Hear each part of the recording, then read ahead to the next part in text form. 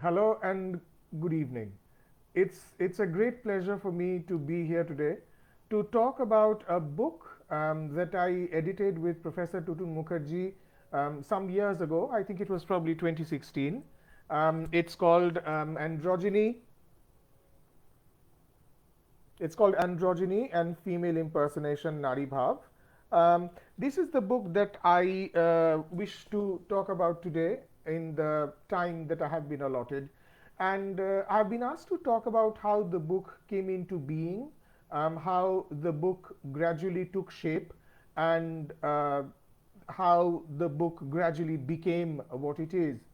I have to tell you that today, if there is one person that I'm missing terribly, it is Professor Tutun Mukherjee. Tutundi had known me for many, many, many years, but it was sometime, I think, in some years ago, that she called me up. She had just seen an article that I had written on Chapol Bhaduri. More about him soon. So she had seen this article that I had written on Chapol Bhaduri, which had come out in an academic journal abroad, and she rang me up to say that she wanted to compile a book. She wanted to edit a book which dealt with female impersonation, which dealt with androgyny, and she said that since I've already written a piece on Chapol Bhaduri, that I would perhaps be the best person to do this collaboration with. I was very honored, of course, but I was also quite daunted by the prospect of editing a book with Tutundi because I had never done this before. On previous occasions, when she was editing a book, she would ask me for an article. So I would give her an article or I'd give her a paper. But I had never actually, co-edited a book with her. So this was a huge responsibility. So I was a little scared of that. But Tutundi, being Tutundi, of course, was very reassuring, and she said, "There's nothing to worry about. It's going to be fine." She said that, why don't you start getting people who you think would be willing to write for the book, and I'll get some people who would be willing to write for the book. I will contribute a couple of essays. You should contribute something to the book as well, and I think that this is going to be a good project. So it was basically her faith in the book which made me take on this particular venture. So immediately I started to ask around, I started to talk to people, are they interested in working on androgyny? Are they interested in female impersonation? I had already presented a paper on a play that Chapol Bhaduri had performed at an international seminar. So I already had that paper, and during my research for the paper, I had also invited Chapol Bhaduri to my place. I will henceforth refer to him as Chapolda. So I had invited Chapolda over to my place, and we had had a very long conversation. He's a very garrulous person. He talks a lot. Oh, by the way, I think many of you would be interested to know that I have just spoken to Chapol Bhaduri. This is the man who is incidentally is on the cover of the book. That is him on the cover of the book. I spoke to him today. Yesterday was his 81st birthday, and you will be very happy to know that he is in perfectly good health. I spoke to him for about 15 minutes, and I told him that once the lockdown was over, I would go and visit him. So it was very nice to talk to him today. So since Chapolda was already, somebody that I knew very well, Tutundi wanted a detailed interview with him, and that was very easy for me to do. So I went over to his place and I said, "Look, I've got to interview you for this book that we are producing," and he, of course, was very, very open about his life.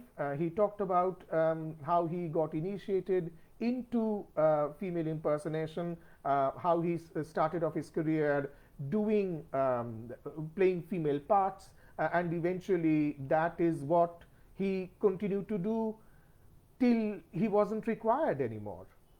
So he was very open about his life. He was very garrulous. He was full of funny stories. He was full of anecdotes, all of which you're going to find in the book. Um, and what we also did was we also tried to source essays from as many parts of India as possible, which documented female impersonation. So, of course, we got, if I can just give you an idea as to what kind of material we managed to put together in the book. We have this extraordinarily erudite essay on Ardhanarishwar by somebody who is internationally famous and certainly very famous in India as a specialist in art, Alka Pandey.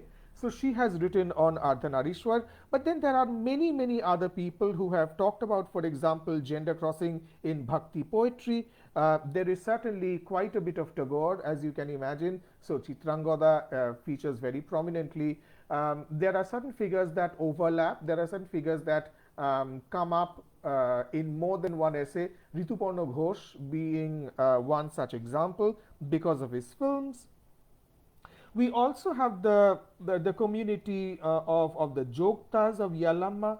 We've got Gurmar Gan. We have got the work of Bhikari Thakur.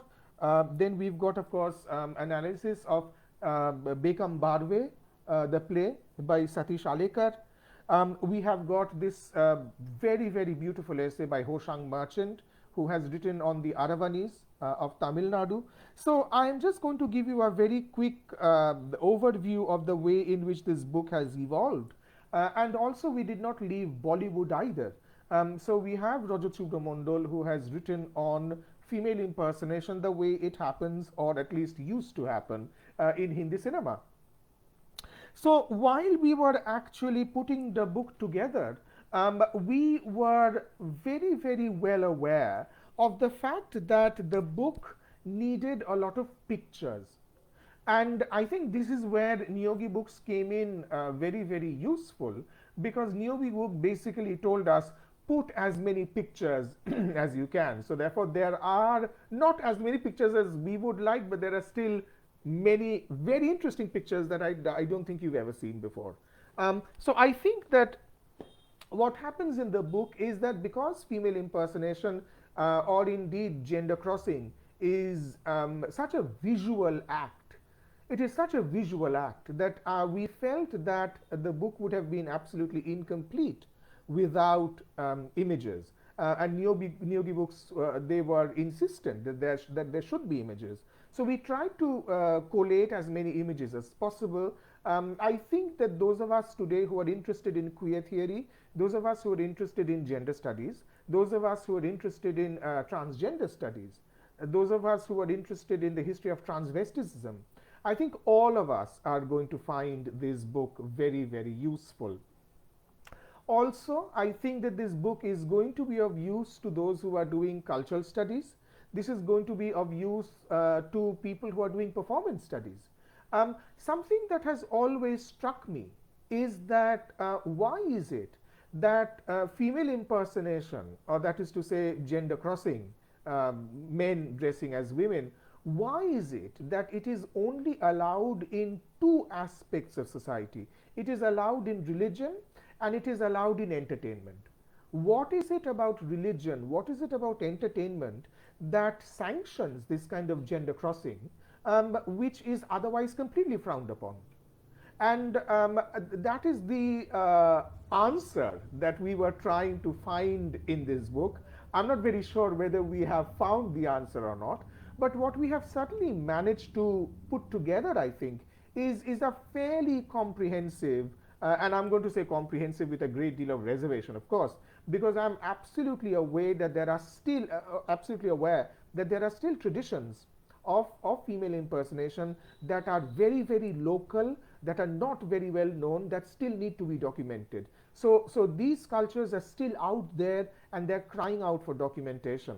And I believe that the book that we managed to produce, Tutundi and I, may be regarded as perhaps the first step in this particular visually documenting, along with very, very well informed essays, of the nature of female impersonation across India. These are all local traditions, they are grounded in local history, they're grounded in local religions. Yes, sometimes they're grounded in cults, and it is these things that I think our book tried to address. And I'm very pleased that we have managed to put this book out.